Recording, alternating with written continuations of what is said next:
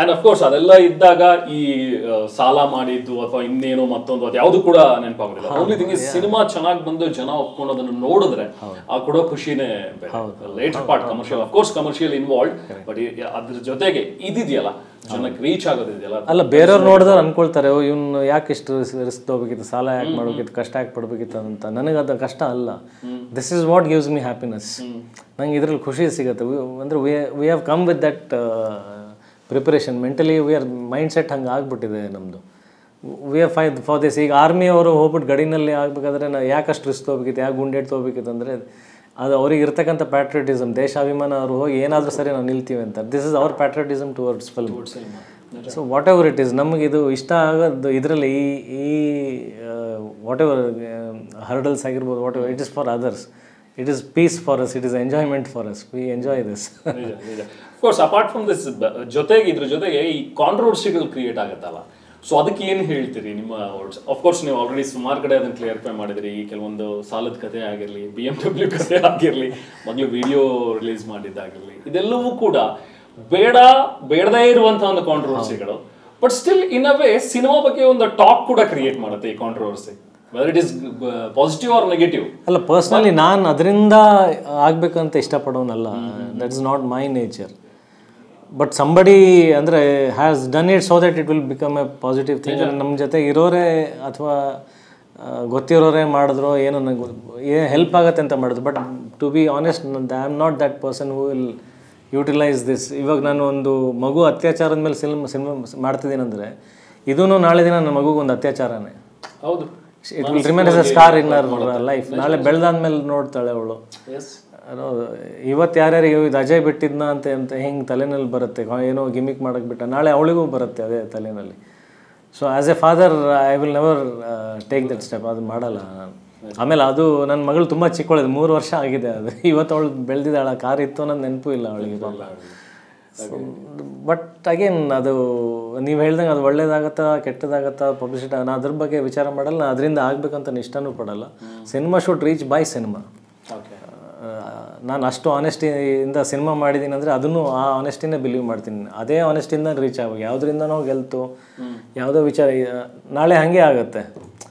ಬಿಡು, ಅದು ಆ ಸೆಂಟಿಮೆಂಟಿಂದ ಗೆದ್ಬಿಟ್ಟು ನಂಗೆ ಅದು ಬೇಡ. Cinema should win by cinema. Very true, very true. And long way. ಈಗ ಒಂದು ಆಲ್ಮೋಸ್ಟ್ 33 ಸಿನಿಮಾಸ್ ಆಗಿದೆ ಅಜಯ್ ಬಂದು. ಸೊ ಈಗ ಒಂದ್ಸತಿ ಹಿಂದೆ ತಿರುಗಿ ನೋಡೋಣ. ನಾನು ಆ ಹಿಂದಿನ Ajay, I think you are from Bangalore only? Hospet. So ಹೊಸಪೇಟೆಯಿಂದ ಬಂದು ಬೆಂಗಳೂರಿಗೆ ನಿಮ್ಮ ಬದುಕನ್ನು ಕಟ್ಕೊಂಡಿರುವಂಥ ರೀತಿ ಒಂದು ಸತಿ ಫ್ಲಾಶ್ ಬ್ಯಾಕ್ ನೋಡಿದ್ರೆ ಹೇಗೆ ಫೀಲ್ ಆಗುತ್ತೆ? I feel very proud, very happy. ಏನೇ ಆದ್ರೂ ಸೆಲ್ಫ್ ಕನ್ಸ್ಟ್ರಕ್ಟೆಡ್, ಸೆಲ್ಫ್ ಮೇಡ್. ಯಾರ ಮುಂದೆನೂ ಕೈ ಚಾಚಿಲ್ಲ, ಯಾರ ಮುಂದೆನೂ ತಲೆ ತಗ್ಗಿಲ್ಲ, ಮತ್ತು ಯಾರ ಮುಂದೆ ಬಾಗಿಲು ಇಲ್ಲ. ನನ್ನ ಸ್ವಾಭಿಮಾನದ ಮೇಲೆ ಸಿಕ್ಕಿಲ್ವಾ ಆಗಿಲ್ಲ, ಅದ್ರ ಬಗ್ಗೆ ನಾನು ಬೇಜಾರೂ ಆಗಿಲ್ಲ. ಎಕ್ಸ್ಕ್ಯೂಸ್ ಮೀ ಆದಮೇಲೆ ಎಷ್ಟೊಂದು ಸಿನಿಮಾ ಫ್ಲಾಪ್ಸ್ ಆದಮೇಲೆ I started doing character roles ನಾನೇ ಕೇಳ್ಕೊಂಡು ಹೋಗಿರ್ತಕ್ಕಂಥದ್ದು, ನಂಗೆ ಕೆಲಸ ಕೊಡಿ ಅಂತ. ಅಲ್ಲೆಲ್ಲೂ ಕೂಡ ನನಗೆ ಐ ಡಿಂಟ್ ಫೀಲ್ ಅಶೇಮ್ಡ್. ಅದಕ್ಕೆ ಇವತ್ತು ಹೀರೋ ಆಗಿದ್ದೆ. ಅದೇ ಹೀರೋಯಿನ್ ರಮ್ಯಾ ಮಾಡುವಂಥ ಪಿಕ್ಚರು ಮೀರಾ ಮಾಧವ ರಾಘವ ಪಿಕ್ಚರಲ್ಲಿ ಸೀತಾರಾಮ್ ಅವರು ಡೈರೆಕ್ಟ್ ಮಾಡ್ತಾಯಿದ್ರು ಮೈಸೂರಲ್ಲಿ. Ramya was the heroine and Diganth was the hero. ನಾನು ಬೆಂಗಳೂರಿಂದ ಒಂದು ಆಲ್ಬಮ್ ಎತ್ಕೊಂಡು ಅಲ್ಲಿ ಕ್ಯಾರೆಕ್ಟರ್ ಕೇಳೋಕ್ಕೆ ಹೋದೆ. I was not ashamed. ಅದರೊಳಗೆ ನಾನು ಹೀರೋನೇ ಇಲ್ಲ, ಅದೇ ಪಿಕ್ಚರಲ್ಲಿ ನಾನು ಹೆಂಗೆ ಕೇಳೋಕ್ಕೆ ಹೋಗ್ತೀನಿ ಅನ್ನೋದು. I wanted to act, I wanted to work. So ಅವತ್ತು ನನ್ನ ಸ್ಟ್ರೆಂತ್ ತೋರಿಸಿದೆ ಅದು. ನಾನು ಇವತ್ತು ಹಿಂದೆ ತಿರುಗಿ ನೋಡಿದ್ರೆ ನನಗೆ ಆ ದಿನಗಳು ನೆನಪಾಗ್ತವೆ. ವೈ ಡಿಂಟ್ ಐ ನಾನು ಯಾಕೆ ಕುಗ್ಗಿ ಹೋಗಲಿಲ್ಲ, why didn't I fail in asking job.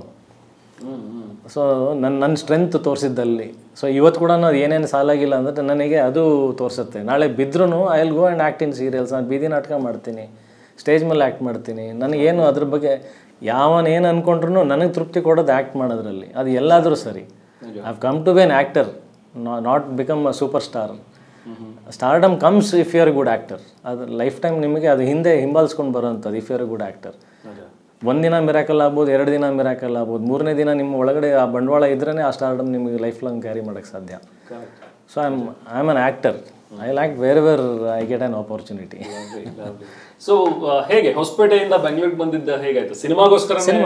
Purely for film, to try my ಓದೋ ಕಡೆ ಅಷ್ಟು ಇರಲಿಲ್ಲ ಆಫ್ಟರ್ SSLC? ಇಲ್ಲ, ನಮ್ಮ ತಂದೆಗೆ ನಾನು ಹೇಳಿನೇ ಓದ್ಬಿಟ್ಟಿದ್ದು. ನಾನು ಮುಂದೆ ಓದಲ್ಲ ಅಂತ ಹೇಳ್ಬಿಟ್ಟೆ. ಫಸ್ಟ್ PUC ಪಾಸ್ ಆಗಿದ್ದೀನಿ, ಸೆಕೆಂಡ್ PUC ಎಕ್ಸಾಮ್ ಬರ್ದಿಲ್ಲ ನಾನು.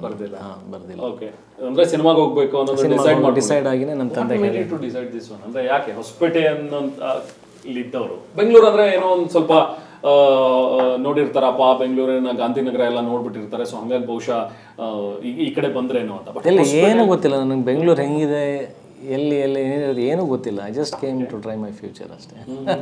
ಅದೇ ಯಾರಾದರೂ ಸ್ಫೂರ್ತಿ ಅಥವಾ ಹೀಗಾಗಬೇಕು ನಾನು ಮುಂದೆ ಸಿನಿಮಾಗಳಿಗೆ ಬರಬೇಕು ಅನ್ನೋದಕ್ಕೆ?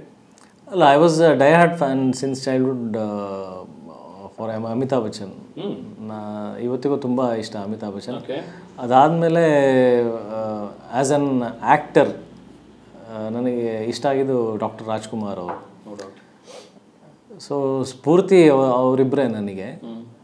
ಅದು ಬಿಟ್ಟರೆ ಹಿಂಗೆ ಟ್ರೈ ಮಾಡೋದಕ್ಕೆ ಬಿಟ್ಟು ಬರೋದಕ್ಕೆ ಒಬ್ಬನೇ ಫೈಟ್ ಮಾಡಿ ಗೊತ್ತಿಲ್ಲ. ಇದು ಸಮ ಡೆಸ್ಟಿನಿ, ಅದು ಬರ್ದಿತ್ತು ನಾನು ಬರ್ಬೇಕನ್ನೋದು. ಸೊ ಬಂದು ಗಾಂಧಿನಗರದಲ್ಲಿ ಎಷ್ಟು ಸವಸಿದ್ರಿ, ಎಷ್ಟು ಜೊತೆ 2000 ಇಸ್ವಿನಲ್ಲಿ, ಅಂದರೆ 2000 ಇಸ್ವಿನಲ್ಲಿ ಬಂದಿದ್ದು. 2003ನೇ ಇಸ್ವಿವರೆಗೂ junior artist, character role, supporting role ಅದು ಇದು ಮಾಡ್ಕೊಂಡು ಫೈನಲಿ 2003 ಎಕ್ಸ್ಕ್ಯೂಸ್ ಮೀ. ಎಸ್, ಅಲ್ಲಿಂದ ಹಿಂದೆ ತಿರುಗಿ ನೋಡಿದ್ದಲ್ಲ. ಐ ಥಿಂಕ್ ಮಧ್ಯದಲ್ಲೇ ಒಂದು ಸ್ವಲ್ಪ ನೀವು ಹೇಳಿದ ಹಾಗೆ ಬಟ್ ಹಿಂತಿರುಗಿ ನೋಡಿಲ್ಲ. That's good. ಆ್ಯಂಡ್ ಅಫ್ಕೋರ್ಸ್ ಈಗ ಅಮಿತಾಬ್ ಬಚ್ಚನ್ ಫ್ಯಾನ್ ಅಂತ ಹೇಳಿದ್ಮೇಲೆ Amitabh did in pink. So ಯಾವ ರೀತಿಯಾಗಿ ಅವರು ಲಾಯರ್ ರೋಲ್ ನಿಭಾಯಿಸಿದ್ರು, ವೆರಿ ಸಟಲ್. ಪ್ರತಿಯೊಂದು ಮಾತು ಹೇಳುವಾಗ್ಲೂ ಕೂಡ ತಡೆಯಪ್ಪ ಕೇಳಿಸ್ಕೋಬೇಕು ಇವ್ರು ಏನ್ ಹೇಳ್ತಾ ಇದ್ರೆ, ಯಾಕಂದ್ರೆ ಪ್ರತಿ ವರ್ಡ್ ಅಷ್ಟೇ ಇಂಪಾರ್ಟೆಂಟ್ ಇದೆ ಅಂತ ಹೇಳಿ ಅನ್ಸುತ್ತೆ ಆ ಪಿಂಕ್ ಸಿನಿಮಾ ನೋಡ್ತಾ ಇದ್ದಾರೆ. ಸೊ ಏನಾದ್ರು ಇನ್ಸ್ಪೈರ್ ಮಾಡ್ತಾ ನೀವು ನೋಡಿದ್ರ ಆ ಸಿನಿಮಾ? ಸುಮಾರು ಸಲ ನೋಡಿದ್ದೀನಿ. ಓಕೆ, ನನಗೆ ಎಸ್ಪೆಷಲಿ ಅದರಲ್ಲಿ ತುಂಬ ಫೇವ್ರೆಟ್ ಸೀನ್, ಅವ್ರು ಕೂತ್ಕೊಂಡು ಒಂದು ಕಾಕ್ರೋಚ್ ನೋಡ್ತಿರ್ತಾರೆ. That is my favourite scene. ಅಂದರೆ ಅದರಲ್ಲಿ ಮೆಟಫರ್ ವೇನಲ್ಲಿ ಎಷ್ಟೊಂದು ವಿಚಾರಗಳು ಹೇಳಿದ್ದಾವೆ. ಅವ್ರ ಒಳಗಡೆ ನಡೀತಿರ್ತಕ್ಕಂಥ ಸಂಘರ್ಷ ಜೊತೆಗೆ ಹೀಸ್ ಅಂದರೆ ಸಿನಿಮ್ಯಾಟಿಕಲಿ ಡೈರೆಕ್ಟರು PC ಸರ್ಕಾರ ಐ ಥಿಂಕ್. ಅಂದರೆ ಬೇರೆ ಸಮಾಜ ಆಗಲಿ ಆ ಕೋರ್ಟಲ್ಲಿ ಇರೋರೆಲ್ಲ ಅದಕ್ಕೆ ಸಮ ಅಂತ ತೋರಿಸೋ ಥರ ಅದೊಂದು ಚಿಕ್ಕ ಸಿಂಬಾಲಿಕ್ ವೇನಲ್ಲಿ ತೋರಿಸಿರೋದು. I love that part. ನಿಜ. ಸೊ ನಿಮ್ಮ ಸಿನಿಮಾದಲ್ಲಿ ಏನಾದರೂ ಆ ಥರದ್ದು ಒಂದಷ್ಟು ಅಟೆಂಪ್ಟ್ಸ್ ಅಥವಾ ಈ ಥರದ್ದು ಏನಾದರೂ ಇದ್ದಾವೆ? ಆ ಥರದ ವಿಚಾರಗಳು ತುಂಬ ಇದ್ದಾವೆ. ಸಿನಿಮಾ ನೋಡಬೇಕದು. ನಿಜ. ಸೊ ಫ್ಯಾಮಿಲಿಯಲ್ಲಿ ಹೇಗಿದೆ ಈಗ? ಸಿನಿಮಾ ಮಾಡಿದಿರಿ, ಅಫ್ಕೋರ್ಸ್ ತುಂಬ ಟಾಕ್ಸ್ ಇದೆ ಸಿನಿಮಾ ನೋಡಬೇಕು ಅಂತೇಳಿ. ನೋಡಿದಂಥವ್ರು ಯಾವ ಥರದ ರಿಯಾಕ್ಷನ್ಸ್ ಕೊಟ್ಟಿದ್ದಾರೆ ಫ್ಯಾಮಿಲಿಯಲ್ಲಿ, ಅಮ್ಮ ಅಥವಾ ವೈಫ್, ಮಗಳು? Very happy.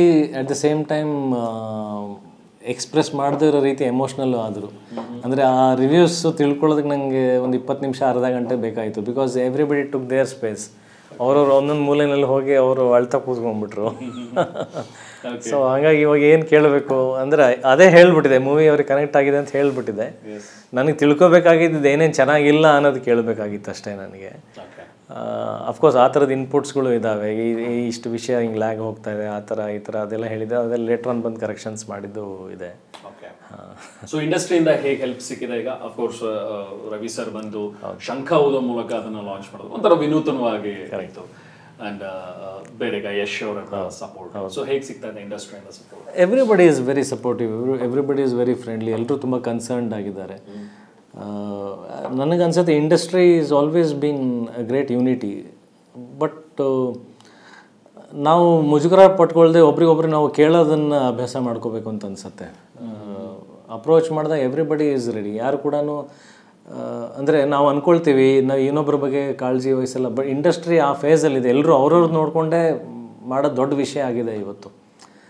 ಅಷ್ಟು ಜವಾಬ್ದಾರಿ ಅವ್ರವ್ರ ಸಿನಿಮಾ ಮೇಲಿದೆ, ಅಷ್ಟು ಟೆನ್ಷನ್ಸ್ ಅವ್ರಿಗಿದೆ. But at the same time if you go and approach and if you are a true film maker, passion ಇದೆ ಅಂತ ಒಬ್ರಿಗೊಬ್ರಿಗೆ ಗೊತ್ತಾದಾಗ, ಮೊನ್ನೆ ರವಿ ಸರ್ ಅದೇ ಹೇಳಿದ್ರಲ್ಲ, ಅಂದರೆ ಇವ್ನ ಪ್ಯಾಷನ್ಗೋಸ್ಕರ ಇವ್ನ ಡೆಡಿಕೇಶನ್ಗೋಸ್ಕರ ಸಿನಿಮಾ ನೋಡ್ತೀನಿ. ಅಂದರೆ ಅಲ್ಲಿ ಕಾಣಿಸ್ತಾ ಇರೋದು ಸಿಂಪತಿ ಅಲ್ಲ, dedication and involvement, love for films.